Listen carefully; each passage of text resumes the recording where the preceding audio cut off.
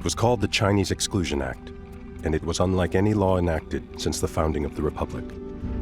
It made it illegal for Chinese workers to come to America, and for Chinese nationals already here ever to become citizens of the United States.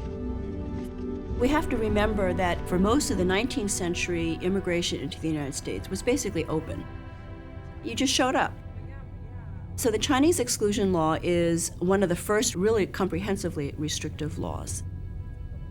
And it's also the first and only time in the entire history of the United States that a group is singled out by name, Chinese, by name, as being undesirable.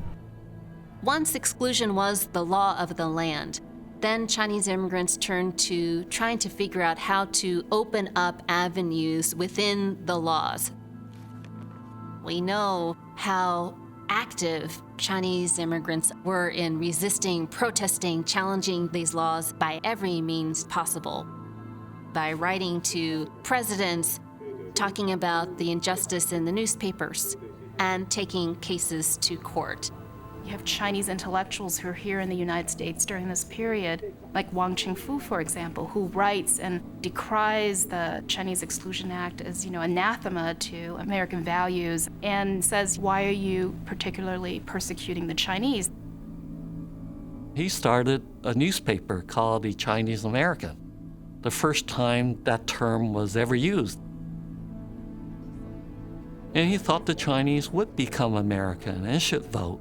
And this is a country that Chinese should settle. What made the Chinese survive the most difficult conditions in this country is mainly their identification with American founding principles, and also their faith in themselves. And they refused to be excluded.